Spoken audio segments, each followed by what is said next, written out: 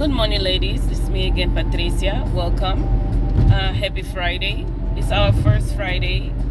I hope you had an amazing week, and I hope that you have a wonderful weekend.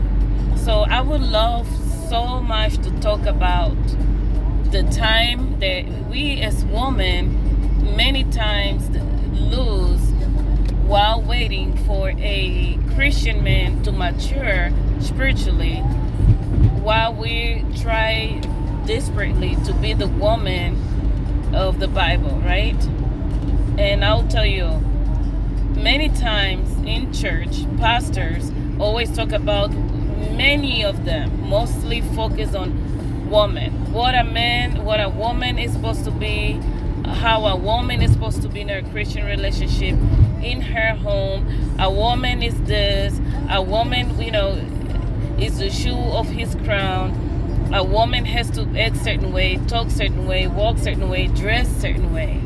So we've worked so hard on ourselves with prayers and fasting and going to church, and we do so much to become the woman that we are supposed to be, because we want to be obedient to God, and we really want to marry a man that is so-called a godly man, right? A godly man. Every godly woman wants a godly man. So, and I will tell you this, on my own experience, just because a guy go to church and he's really good with his prayers and he's really good with his Bible reading and he seems very disciplined, it does not mean that he is a great man to be in a relationship with. It does not mean that he is a great provider. It does not mean that he's a great partner when it comes to one-on-one relationship. I believe that, sadly, because pastors and churches and even women, they focus so much on what a woman is supposed to be, how a woman is supposed to act as a godly woman. A lot of men, they just sit and rest. They think, okay, I go to church, I'm so-called a man of God, that's it. Now the woman have to become the woman that I want, or a woman that she needs to be, so that she can qualify to be my wife. So, and sadly, because of that lie, many women will waste their life trying to become, the woman of God, the woman of the Bible, and be chosen by certain guys, right? It feels like the way they say, the way they act, the way they speak, it feels like men have all the upper hand, and men will sit there at church and look around to see, yeah, that sister, she has the godly qualities that I need. And you just have to be there, okay, I qualify to be his wife. And it's pretty sad, because we have a lot of wives and a lot of single women in church, right, that are not being given the place that they deserve, because, they are so worried about being the woman that she needs to be in order to keep a godly man. This is a lie. This is a lie that is being taught. That is a lie that is being spread, that is responsible for many unhappy married Christian women, many single Christian women, and many engaged Christian women. Because a lot of men are not a godly man, because they go to church, they answer really good, they volunteer. It does not make them a godly man. We have many bad guys in church as well. Many bad guys. From pastors to brothers and single and married. We have many guys that they will show a picture at church, and then in relationships, they do not have what it takes for them to be great leaders in a house. Some say, but I work hard, I'm really, some guys will say, why are you still single, brother? Oh, it's because I'm waiting for the godly woman that God has for me. What are you doing to get the woman that God sent to you? First of all, God is not going to send you. God will tell you in the Bible it describes the woman, a godly woman. It describes her qualities. It doesn't mean he's gonna hold your hand and say, here's your wife, marry her. If that was the truth, there would not be any divorce, any cheating, any abuse, any couples that are married but still lonely and single. Because yes, there's still many people that are married in church or in the congregation, wherever faith you are, and they're still single. There's no communication, there's not affection, nothing. Feels like they get married to have children and to say we are married and to praise. It's good to have a person in your life that has the same beliefs as you. It makes it easier when you guys pray together, but it does not mean that that is all it takes.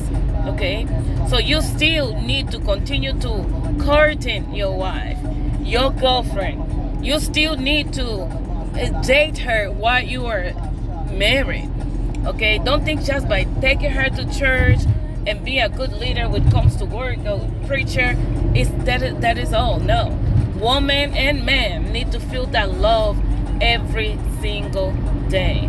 You cannot just go to church every Sunday, every Saturday, and whatever other day, twice a week, but at home be cold, and home be like, okay, I'm the man of the house, I'm the leader of the house, so it's whatever I say goes.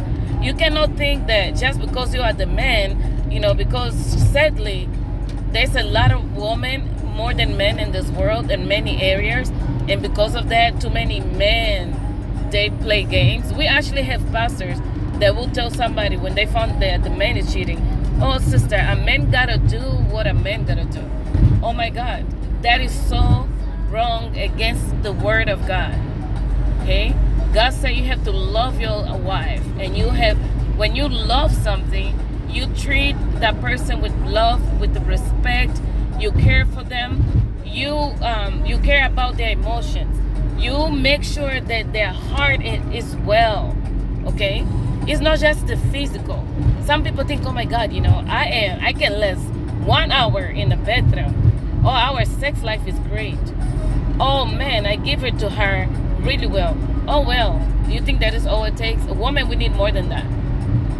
We need the emotional attachment that goes with it. We are not just pair of scissors that you open the scissors to cut paper, and then the scissors opens and closes, open, close while cutting paper. We women, we are more than that. You cannot just think, oh my God, I'm just gonna open her legs, take care of my business and leave. No, we need you to hold us. We need you to be the man in every area.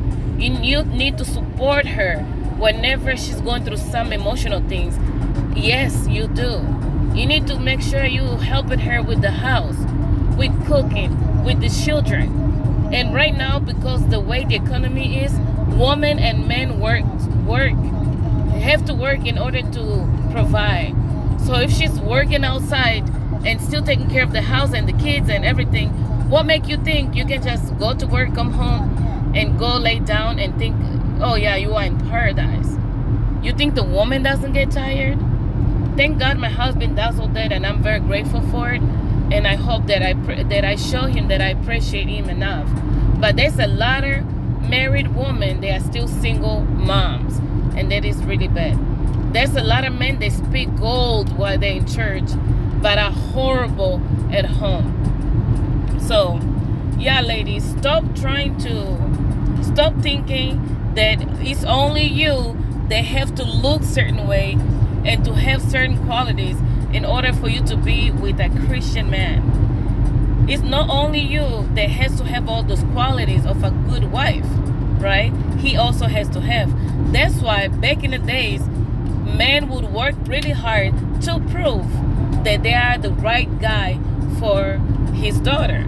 So today, men don't think they have to do all that. They think, well, I have a good job, I have a big package, that's all it takes.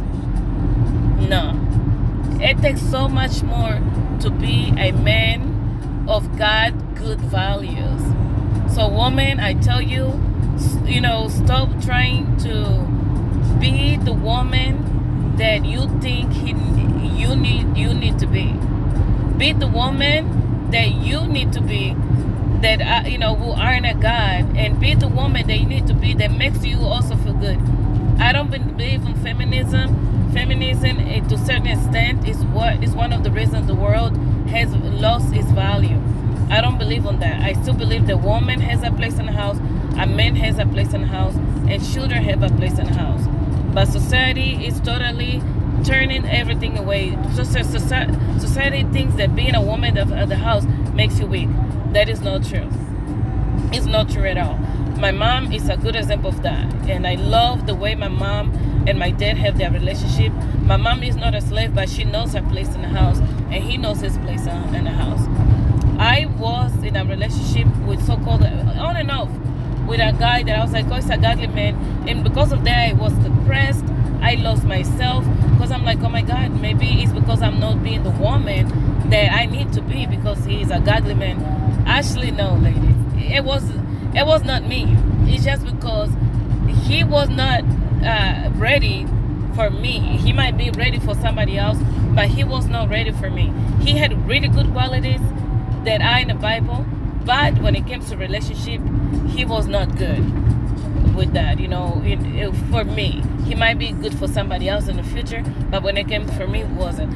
I was there crying and working so hard to be the woman that I thought he needed me to be, and I didn't. I ended up marrying somebody else. So all I'm telling you, my sisters, they're women, that guy from church that you've been trying to get his attention, trying to work with him together all those years, trying to make you to be this woman that you are supposed to be. I don't think he's for you. I think you need to move on and be with somebody that will love you, guide you, and be with you in the way that he's supposed to be.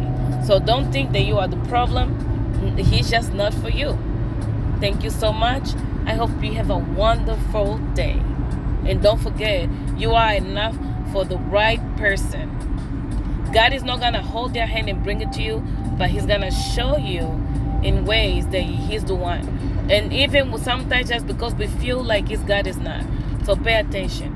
When he's for you, he will make all the necessary moves for you to be his wife. Thank you so much. I love you all and have a wonderful day.